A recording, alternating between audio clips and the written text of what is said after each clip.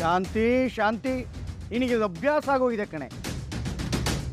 ಇಬ್ಬರು ಸೊಸೆಯನ್ನು ಒಂದೇ ಥರ ನೋಡು, ಭೇದ ಭಾವ ಮಾಡಬೇಡ ಅಂತ ಪಡ್ಕೋತೀನಿ ಒಂದು ಅನಿಸ್ಕೊತೀನಿ ಚಂದ್ಗೇಡಿ.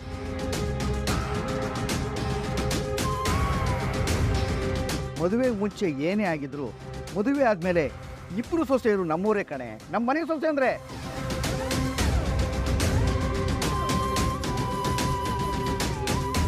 ರವಿ ಮದುವೆ ಬಗ್ಗೆ ಮಾತ್ರನೇ ಮಾತಾಡಬೇಕು, ಮಿಕ್ಕಿದ್ದೆಲ್ಲ ಬೇಡ ನಿನಗೆ. ನಾನು ಅದನ್ನೇ ಹೇಳ್ತಿರೋದು. ನಮ್ ರವಿ ಚೆನ್ನಾಗಿ ಓದ್ಕೊಂಡಿದ್ದಾನೆ, ನೋಡಕ್ಕೆ ಕ್ಲಾಸ್ ಆಗಿ ಹ್ಯಾಂಡ್ಸಮ್ ಆಗಿದ್ದಾನೆ. ಏನ ಕ್ಯಾಂಟೀನಲ್ಲಿ ತಿನ್ಕೊಂಡಿದ್ದಾನ? ಲೇ, ಹ್ಯಾಂಡ್ಸಮ್ ಅಂದರೆ ಒಂದು ಗಂಡಿಗೆ ಇರಬೇಕಾಗಿರೋ ಎಲ್ಲ ಅರ್ಹತೆನೂ ಇದೆ ಅಂತ ಅರ್ಥ. ಹಂಗಾದ್ರೆ ಅದು ನೀನೆಲ್ಲ ಬಿಡ.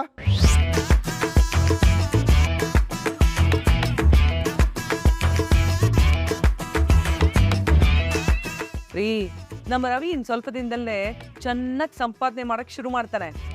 ಅವನನ್ನ ಹಾರಿಸ್ಕೊಂಡು ಹೋಗ್ಬೇಕು ಅಂತಾನೆ ಕೆಲವು ಹದ್ದುಗಳು ಕಾಯ್ಕೊಂಡು ಕೂತಿದ್ದಾವೆ. ಅದಕ್ಕೆ ನಾನೇ ಅವನಿಗೆ ಒಳ್ಳೆ ಹುಡುಗಿ ನೋಡಿ ಮದುವೆ ಮಾಡ್ಬಿಡ್ತೀನಿ. ನೀವು ಪಶ್ಚಾತ್ತಾಪ ಅನ್ನೋ ಹೆಸರಲ್ಲಿ ಎಲ್ಲಿಂದ ನಾವು ಹೋಗಿ ಹುಡುಗಿನೆಲ್ಲ ಕರ್ಕೊಂಬಂದ್ಬಿಡ್ಬೇಡಿ.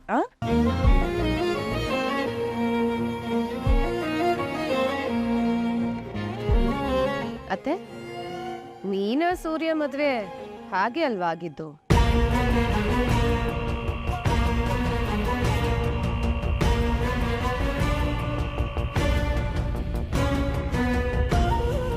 ಮಾವ ಪಶ್ಚಾತ್ತಾಪ ಪಟ್ಟು. ಹೌದು ಹೌದು ಕಣಮ್ಮ, ಅದು ಪಾಪದ ಮದುವೆ.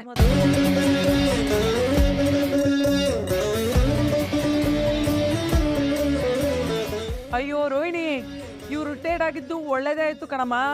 ಇಲ್ಲ ಅಂದ್ರೆ ಯಾರಾದ್ರೂ ಕೂಲಿ ಮಾಡೋರು ಗುದ್ಬಿಟ್ಟು ಅಯ್ಯೋ ಅವ್ರ ಮಗಳಿಗೆ ಬಾಳ್ ಕೊಡ್ಬೇಕಲ್ಲ ಅಂತ ನಮ್ ರವಿನ ಅವಳಿಗೆ ಗಂಟು ಹಾಕ್ಬಿಟ್ಟಿರೋರು. ಆಗ ಇವ್ರಿಗೆ ಬಾಳ್ ಕೊಡೋ ಭಗವಂತ ಅಂತ ಪಟ್ಟ ಸಿಕ್ಕಿರೋದು ಅಲ್ವೇನ್ರಿ?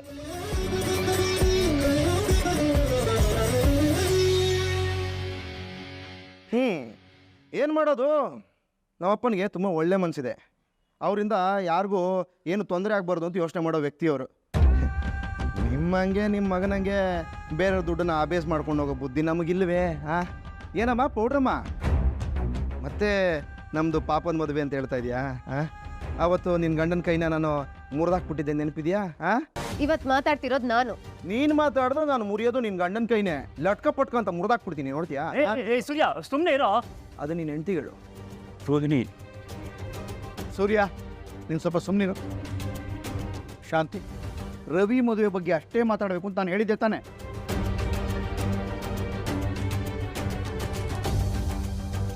ನಾನೇ ಅದ್ರ ಬಗ್ಗೆ ಮಾತಾಡಬೇಕು ಅಂತಿದ್ದೆ.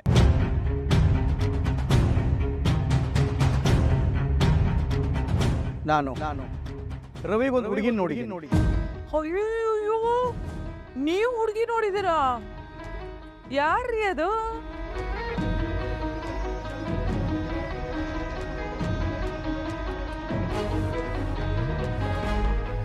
ಆ ಹುಡುಗಿ ನಿಮ್ಮೆಲ್ರಿಗೂ ಗೊತ್ತಿರೋಳೆ.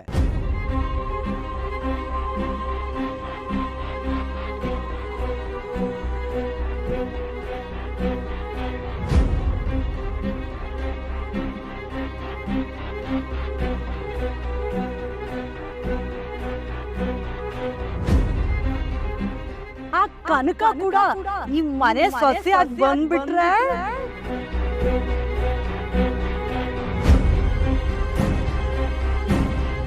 ನಮ್ಮ ಕೇಶವಮೂರ್ತಿ ಮಗಳು.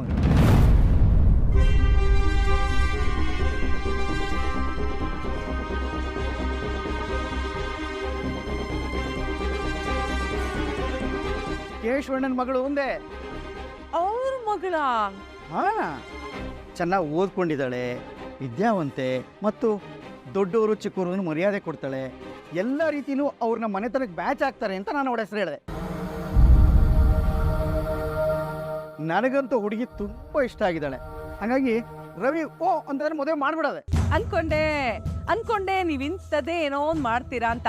ಅದಕ್ಕೆ ನಾನು ಸಮಾಧಾನ ಮೊದಲು ರವಿನ ಕೇಳೋಣ, ಅವ್ರು ಒಪ್ಪಿಗೆ ತಗೊಂಡು ಮುಂದುವರಿಯೋಣ. ಬಾ, ನಿನ್ನ ಸೆಲೆಕ್ಷನ್ ಸೂಪರ್ ಆಗಿದೆ. ಕೇಶವ ಅಂಕಲ್ ನಿಮ್ಗೆ ಎಷ್ಟು ವರ್ಷಗಳಿಂದ ಫ್ರೆಂಡು. ತುಂಬ ಒಳ್ಳೆಯವರು ಅವರು. ಅವ್ರ ಮಗಳು ಅಷ್ಟೇ ತುಂಬ ಒಳ್ಳೆ ಹುಡುಗಿ. ಅದೆಲ್ಲ ಸರಿ, ಅವಳು ನೋಡಕ್ ಹೇಗಿದ್ದಾಳೆ? ತಾಯಿ ತರ ಇದ್ದಾಳ ಅಥವಾ ತಂದೆ ತರ ಇದ್ದಾಳ? ಏನು ಹೆಂಗೆ ಮಾತಾಡ್ತೀವಿ? ಸರಿಯಾದ ಪ್ರಶ್ನೆ ಕೇಳೆ. ಅಲ್ಲ ರೀ, ಅವಳೇನಾದ್ರೂ ತಂದೆ ತರ ಇದ್ರೆ ಬಹಳ ಕಷ್ಟ. ಆ ವಯ್ಯನ್ ಮುಖಾನೇ ನೋಡಕ್ಕಾಗಲ್ಲ. ಇನ್ನಾದ್ರೂ ಜೆರಾಕ್ಸ್ ಕಾಪಿ ಏನಾದ್ರೂ ಇಲ್ಲಿಗೆ ಬಂದ್ಬಿಟ್ರೆ ಕಾಪಿ ತಿಂಡಿ ಮಾಡ್ಬೇಕಾದ್ರೆ ನಾವ್ ಅದ್ರ ಮುಖ ನೋಡ್ಬೇಕಲ್ಲ ಅಂತ. ಏನು ಮಾತಾಡ್ತೀಯ ನಾನ್ಸೆನ್ಸು? ಸೌಂದರ್ಯ ಅನ್ನೋದು ರೂಪಕ್ಕೆ ಸಂಬಂಧಿಸಿದ್ದಲ್ಲ, ಮನಸ್ಸಿಗೆ ಸಂಬಂಧಪಟ್ಟಿದ್ದು. ಅತ್ತೆ, ಮಾವ ಅವಳು ಒಳ್ಳೆ ಹುಡುಗಿ ಅಂತ ಹೇಳ್ತಿದ್ದಾರೆ. ನೀವು ಅವಳು ಚೆನ್ನಾಗಿ ಓದಿದಾಳ, ಅವಳು ನಮ್ಮ ಮನೆಗೆ ನಮ್ಮ ಕುಟುಂಬಕ್ಕೆ ಹೊಂದ್ಕೊಂತಾಳ, ಒಳ್ಳೆ ಗುಣ ಇದೆಯಾ ಅಂತ ಕೇಳೋದ್ ಬಿಟ್ಬಿಟ್ಟು ಅವಳು ರೂಪ ಚೆನ್ನಾಗಿದ್ಯಾ ಅಂತ ಕೇಳ್ತಿದ್ದೀರಲ್ಲ ಅತ್ತೆ, ಇದು ಸರಿ ಅನ್ಸ್ತಿದ್ಯಾ? ಈಗೇನಾಯ್ತು? ರವಿಗೆ ಅವಳು ಸೂಟ್ ಆಗ್ತಾಳೋ ಇಲ್ವೋ ಅಂತ ತಿಳ್ಕೊಳ್ಳೋದು ಬೇಡವಾ? ಸಂತೋಷವಾಗಿ ಇಬ್ರು ಜೊತೆಗಿರ್ಬೇಕಂದ್ರೆ 2 ಮನ್ಸು ಒಂದಾದ್ರೆ ಸಾಕು ರೋಹಿಣಿ. ಲೇ ಮೀನಾ, ಸಕ್ಕರೆ ಬೈಲು ಅವಳು ಸೌಂದರ್ಯವಾಗಿದ್ದಾಳೆ ಅನ್ನೋದ್ರ ಬಗ್ಗೆ ತಲೆನೇ ಕೆಡಿಸ್ಕೊಳ್ಳೋದಿಲ್ಲಮ್ಮ. ಅದು ಇಂಪಾರ್ಟೆಂಟೇ ಅಲ್ಲ, ಅವಳ ಹತ್ರ ಎಷ್ಟು ಆಸ್ತಿ ಇದೆ ಅನ್ನೋದನ್ನ ಮಾತ್ರ ನೋಡೋದವರು. ಶಾಂತಿ, ಆ ಹುಡುಗಿ ನಮ್ಮ ಕುಟುಂಬಕ್ಕೆ ಚೆನ್ನಾಗಿ ಹೊಂದ್ಕೋತಾಳೆ. ಒಳ್ಳೆ ಹುಡುಗಿ, ತಾಳ್ಮೆ ಇರೋಳು. ಹಾ, ಈ ಕಾಲದಲ್ಲಿ ಎಲ್ರು ತಾಳ್ಮೆನ ಸ್ಮಶಾನದಲ್ಲಿ ಊತಾಕಿರ್ತಾರೆ. ನಮ್ಗೇನಾದ್ರೂ ಆ ಥರ ಹುಡುಗಿ ಬೇಕು ಅಂದ್ರೆ ಅಲ್ಲಿಂದನೇ ಕರ್ಕೊಂಬರ್ಬೇಕು. ಜೋಕ್ ಚೆನ್ನಾಗಿತ್ತು. ಅಯ್ಯೋ ಸಾರಿ, ಇವಾಗಲೇ ನಗ್ಬೇಕಾ ಅಥವಾ ಮಧ್ಯಾಹ್ನ ಊಟ ಮುಗಿಸ್ಕೊಂಡು ನಗ್ಬೇಕಾ? ನೀವೇ ಹೇಳ್ಬಿಡಿ. ಅಪ್ಪ, ರವಿಗೆ ಸರಿಯಾದ ಹುಡುಗಿನೇ ಹುಡುಕಿದ್ಯಾ? ನೀನು ಹೋಗಿ ಆದಷ್ಟು ಬೇಗ ಅವ್ರ ಹತ್ರ ಮಾತಾಡ್ಕೊಂಡು ಬಂದ್ಬಿಡಪ್ಪ. ಹಾ, ಈ ಮನೆಗೆ ಬರೋ 3ನೇ ಸೊಸೆನೂ ಉಮಾರ್ ಅವ್ರ ಫ್ಯಾಮಿಲಿಯಿಂದ ಬಂದ್ಬಿಟ್ರೆ ಭಾರಿ ಕಷ್ಟ. ಅಕ್ಕನ ಕಾಟನೇ ಇಲ್ಲಿ ಸಹಿಸ್ಕೊಳಕ್ಕಾಗ್ತಿಲ್ಲ. ಇನ್ ತಂಗಿನೂ ಒಕ್ಕರ್ಸ್ಕೊಂಡ್ಬಿಟ್ರೆ ಗೋವಿಂದ ಗೋವಿಂದ.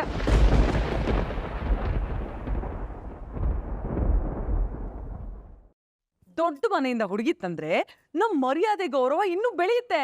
ನಮ್ ರೋಹಿಣಿ ನೋಡಿ, ಅವಳ ಪಾರ್ಲರ್ಗೆ ನನ್ನ ಹೆಸರೇ ಇಟ್ಟಿದ್ದಾಳೆ. ಅದ್ ನೋಡ್ತಿದ್ರೆ ನನಗೆ ಎಷ್ಟು ಹೆಮ್ಮೆ ಆಗುತ್ತೆ ಗೊತ್ತಾ?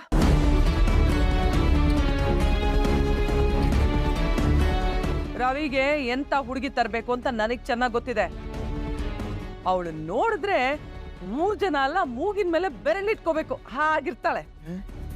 ಮೂಗ ಮೇಲೆ ಬಿರ್ಲಿಟ್ಕೊಳಂಗೆ ಅವ್ರು ಏನು ಮಾಡ್ತಾರಪ್ಪ? ನಮ್ಮ ಮನೆ ಎದುರುಗಡೆ ಇರೋ ಡ್ರೈನೇಜ್ದು ಮುಚ್ಚಳ ತೆಗಿತಾರ?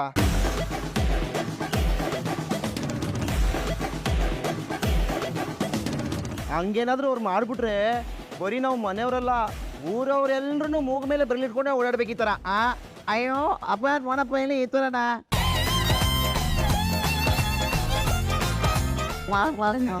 ಸುಮ್ಮನೆ ಇರ್ರಿ ರೀ, ನಾನ್ ಹೇಳಿದ್ದು ಒಳ್ಳೆ ಕಡೆಯಿಂದ ದೊಡ್ಡ ಮನೆ ಸಂಬಂಧ ಹುಡ್ಕೊಂಡ್ ತರ್ಬೇಕು ಅಂತ.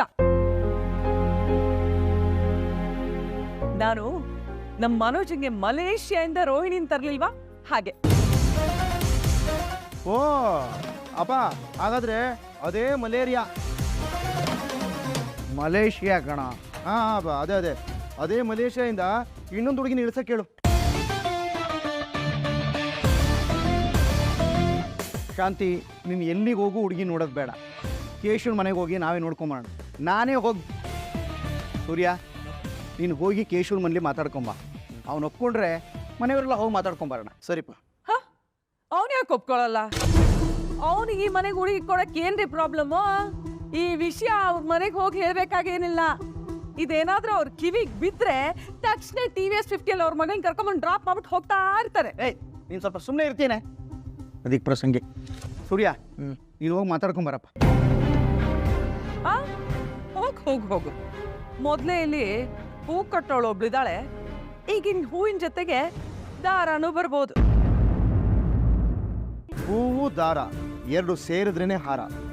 ಆ ಹಾರ ತಮ್ಮ ಕುತ್ತಿಗೆಗೆ ಬೀಳಲ್ವಾ ಅಂತ ತುಂಬಾ ಜನ ಕಾಯ್ಕೊಂಡಿದ್ದಾರೆ. ಸುಮ್ಮನೆ ಹಂಗೆಲ್ಲ ಎಲ್ರಿಗೂ ಬಂದು ಬೀಳಲ್ಲ. ಅದಕ್ಕೆ ಅಂತಾನೆ ಒಂದು ಮರ್ಯಾದೆ ಇದೆ. ಏನಂತೀಯ ಮೀನಮ್ಮ? ತುಂಬಾ ದೊಡ್ಡ ತತ್ವ ತಿಳ್ಕೊಂಡ್ಬಿಟ್ಟಿದ್ದೀರಾ. ಏನಾದ್ರು ಮಾಡ್ಕೊಂಡು ಹಾಳಾಗಿ ಹೋಗಿ. ಛೇ ನೋಡಿ, ನಿಮ್ ಬಾಮ್ಮ, ನಾವು ಜ್ಯೂಸ್ ಮಾಡ್ಕೊಂಡು ಕುಡಿಯೋಣ. ನಾನು ಹೇಳದೆ ಒಂದು, ಇವ್ರುಗಳು ಮಾಡೋದು ಇನ್ನೊಂದು. ಬಾಮ್ಮ. ಲೇ, ನೀನು ಯಾಕೆ ಇಲ್ಲಿ ನಿಂತ್ಬಿಟ್ಟೆ? ಇವಾಗ ಅವರಿಂದ ಅದೇ ಜ್ಯೂಸ್ ಮಾಡ್ಕೊಡ್ತಾರೆ. ABCD ಜ್ಯೂಸ್ ಏನಾದ್ರು ಹೋಗ ಕುಡಿಯುವಾಗ. ಹೋಗು ಮಗು. ಸೂರ್ಯ, ನೀನು ಹೋಗಿ ಕೇಶವನ ಮನೇಲಿ ಮಾತಾಡ್ಕೊಂಬರಪ್ಪ. ಸರಿಪ್ಪ, ಹೋಗ್ತೀನಿ. ಮಾವ, ಕಾಫಿ ಮಾಡ್ಕೊಂಬರ್ಲಾ? ಮಾಡ್ಕೊಂಬರಮ್ಮ, ಕಾಫಿ ಬೇಕು ಅಂತ ಅನಿಸ್ತಾ ಇದೆ.